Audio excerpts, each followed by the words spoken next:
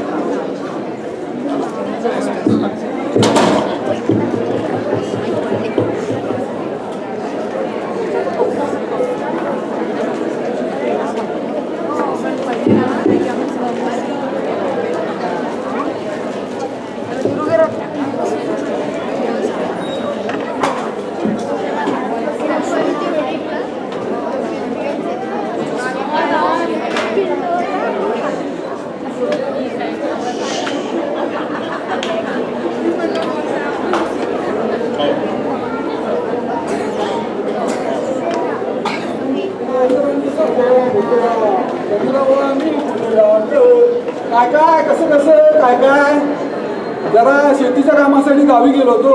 Direct तिथं झालो. जमलीत वाटतं मंडळी. काय तिथे साहेब तुमच्या कॉर्पोरेट मीटिंग मधून वेळ काढला ना. आणि हे काय मीनाताई पण आल्यात की म्हणजे समाजसेवेला सुट्टीत. अरे आपले पुजारी बुवा अजून आलेले दिसत नाही.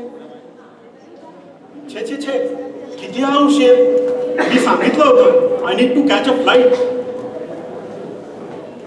मुळात असल्या कार्यक्रमात येण्यासाठी मला वेळच नसतो. आणि हे काय पहिले नाव बदलाव. ते कोण बाल आणि कोण तरुण.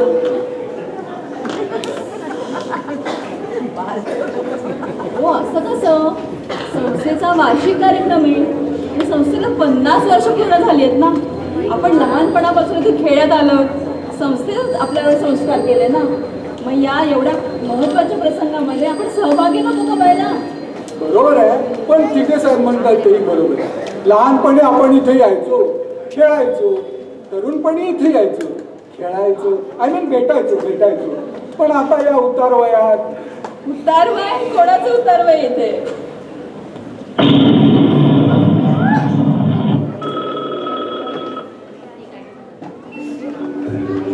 काकः कृष्णः पिकः कृष्णः को भेदः पिक काकयोः वसंत समये संप्राप्ते काकः काकः पिकः पिकः. येतो मी. तुम्ही काही काळजी करू नका. अहो अजंठा ॲव्हेन्यूमध्ये माझ्या 4 पूजा आहेत. सकाळी 6 वाजल्यापासून मी सुरुवात करतो पूजेला. बघा याचा अर्थ काय. पुजारी काय हो किती हा उशीर. लहानपणापासून बघतोय तुम्ही उशिराच येता. आणि ही आकाशवाणी कुठली. अहो ते सुभाषित म्हणताय हो. अहो तो माझा रिंगटोन आहे. तेवढे 4 विचार चांगले कानावर पडतात ना. पण याचा अर्थ काय. याचा अर्थ थांबा सांगतो.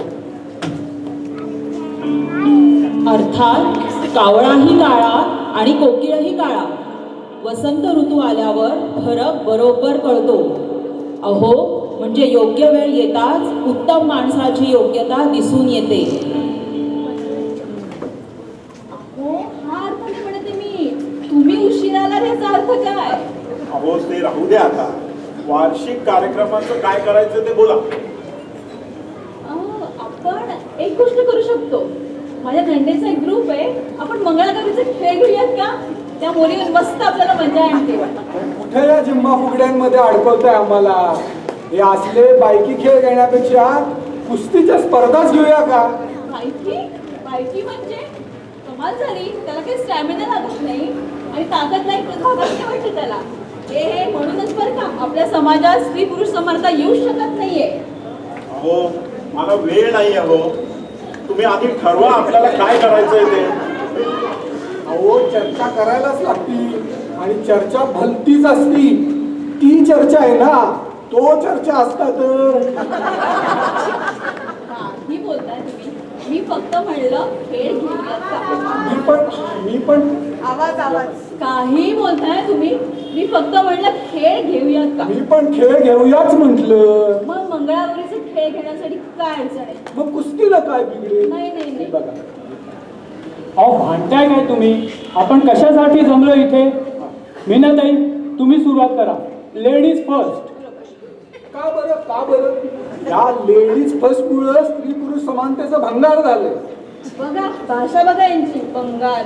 भाषेचं सोडा हो, पण जिथं तिथं राखीव. एसटीत सीटा, लोकलला वेगळा डबा, मेट्रोला वेगळा डबा. आहेच कुठं समानता? तुम्हाला लोकलचा वेगळा डबा दिसतो आणि घरी गेल्यावरती सोफ्यावर पसरून बसतात पुरुष लोक, तेव्हा 22 पदर खोदून स्वयंपाकाला लागते, ते दिसत नाही वाटतं तुम्हाला? आणि काय हो, तुम्हाला लेडीज फर्स्टचा प्रॉब्लेम आहे ना? आणि सगळ्यांच्या शेवटी जेवण करते आई, ती तुम्हाला दिसत नाही? काय स्वयंपाकाचं काय सांगताय? आजकाल स्वयंपाक करतातच कुठे बायका, आणि केला तर असा काही करतात, असा काही करतात. परवाच माझा मित्र सांगत होता, त्याच्या बायकोच्या चपात्या इतक्या कडक, तो बाहुबली सिनेमा आहे ना, तो आपल्या इथं बनवला असता ना, तर याच्या बायकोच्या चपात्याच दिल्या असत्या शत्रूची मुंडकी उडवायला. काय सांगताय काय तुम्ही? इतक्या कडक चपात्या? कडक म्हणजे आज तोडायला गेलं तर रक्ताची धारच लागते. किती करताय हो तुम्ही? आणि चपाती काय, आम्ही पोळी म्हणतो त्याला. अहो चपाती काय पोळी, भुका लागल्यावर कोण बघतोय चपाती का पोळी ते? एका वेळेस तुम्हाला किती भुका लागतात अशा? भूक एकच लागते हो, पण बोलायची पद्धत. आता आम्ही म्हणतो केस कापायला जाऊन येतो, तुम्ही म्हणणार जरा केस कापून येतो, म्हणजे काय असा एक केस कापून येता होय?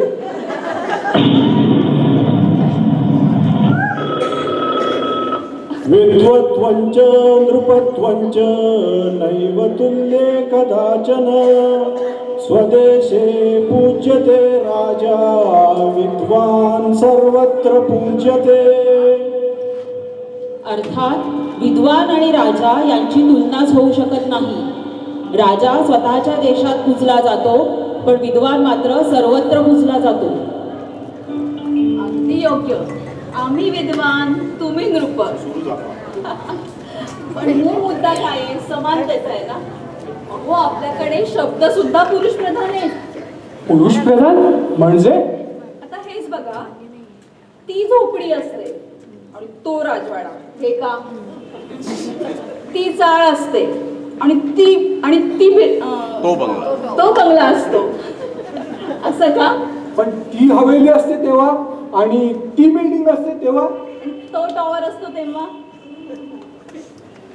तो शिकारी आणि ती शिकार, असं का? आणि ती श्रीमंत, तो भिकारी. झालंच तर ती दारू आणि तो दारुडा, असं का?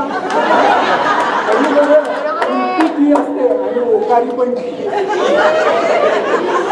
किती घाण बोलताय तुम्ही, आमची माफी मागा. अहो पर्सनली तुम्हाला बोललो नाही. नाही, तुम्ही आमची माफी मागा. विधान मागे घ्या. अहो पण विधान मागे घ्या. बरोबर आहे. बरं घेतो मी विधान मागे. आणि ही जी काय चर्चा करायचा तो गाळूपणा केला ना, त्याच्याबद्दल स्वतःला ती टपली मारून घ्या. आणि तो गुटखा पण मारून घ्या. हा घेतो. पण मी बरोबर बोललो ना भटजी बुवा? अहो भटजीबुवा नका म्हणू. पुजारी. अहो भटजी वेगळे, पुजारी वेगळे, यज्ञोपवीत वेगळे, पुरोहित पण वेगळे. अहो एवढंच काय, अग्निहोत्री सुद्धा वेगळे. अरे बापरे, इतके प्रकार असतात होय? तर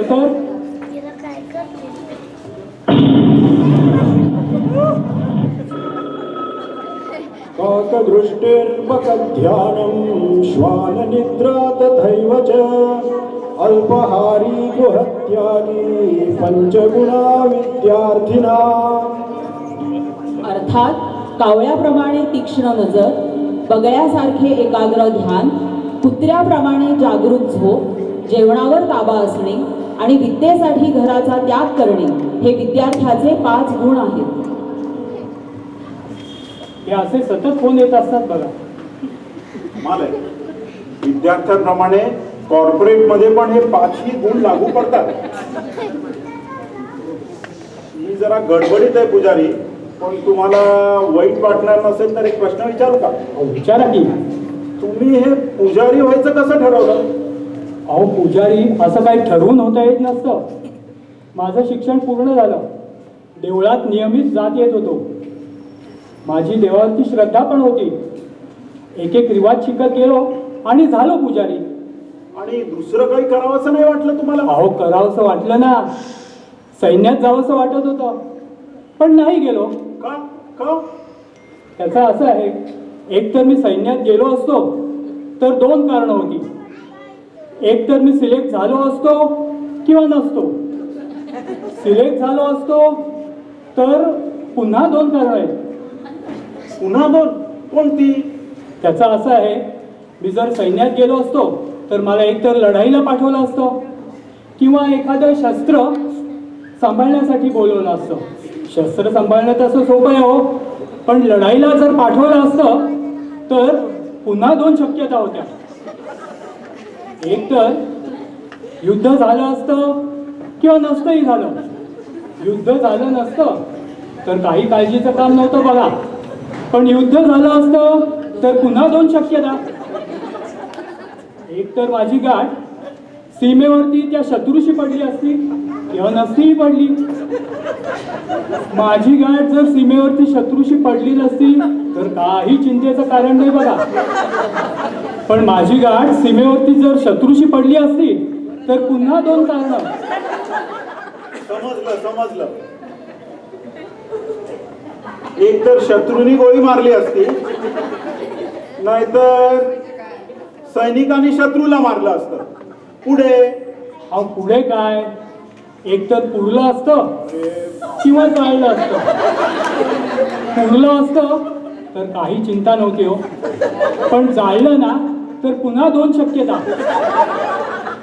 राख झाली असती, ती राख शेतामध्ये टाकली असती किंवा साबणाच्या कारखान्यात पाठवली असती. राख जर शेतामध्ये टाकली असती तर काही चिंता नाही हो, पण साबणाच्या कारखान्यात पाठवली असती तर पुन्हा 2 शक्यता आहेत. त्या राखेपासून एक तर कपड्याचा साबण बनवतील किंवा अंगाला लावायचं साबण बनवतील. कपड्याला लावायचा साबण बनवला तर काही काळजीचं कारण नाही बरं का, पण अंगाला लावायचं साबण बनवलं ना तर पुन्हा 2 शक्यता. एक तर तो साबण एखादा मर्दगडी वापरेल किंवा एखादी सुंदर अशी तरुणी तो साबण वापरेल, पण तिथेही पुन्हा 2 शक्यता आहेत. ते असं की तो जो साबण आहे पुरुषांनी वापरला तर काही काळजीचं कारण नाही, पण एखाद्या सुंदर स्त्रीनी तो वापरला तर काय? तर मला लाज वाटेल आणि म्हणून मी सैन्यात गेलो नाही.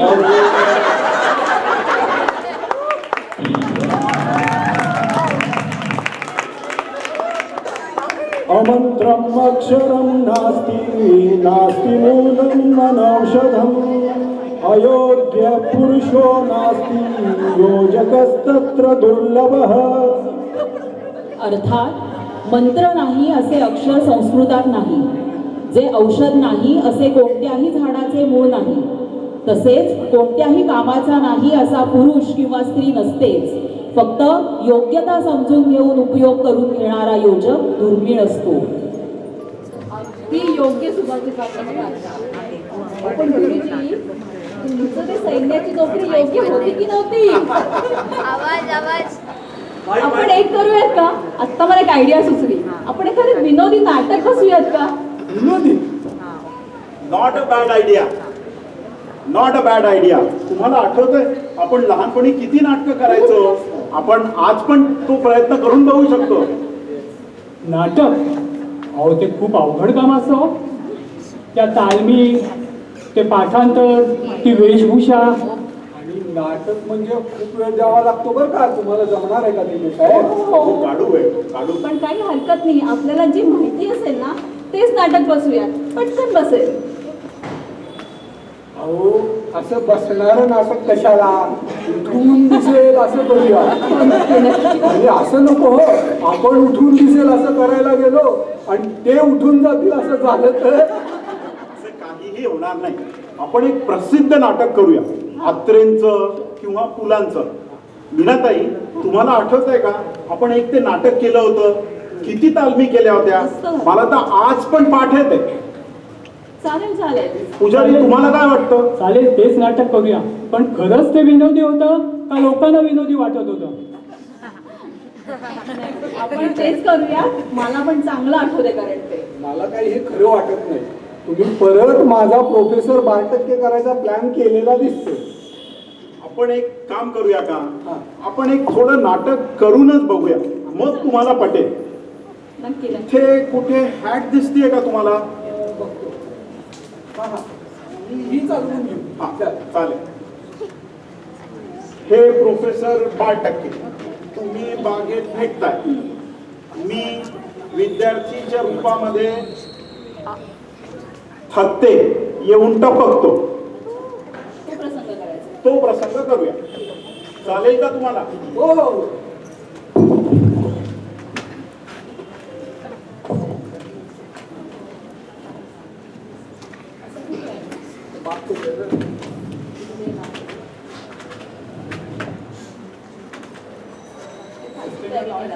हो हो, तुला मदत कर ना. छान आहे नाटक.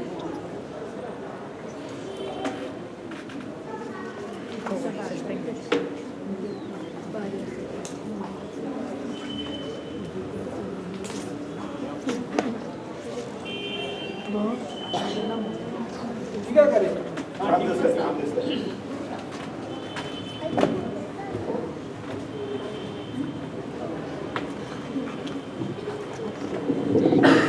चला सुरू करूया.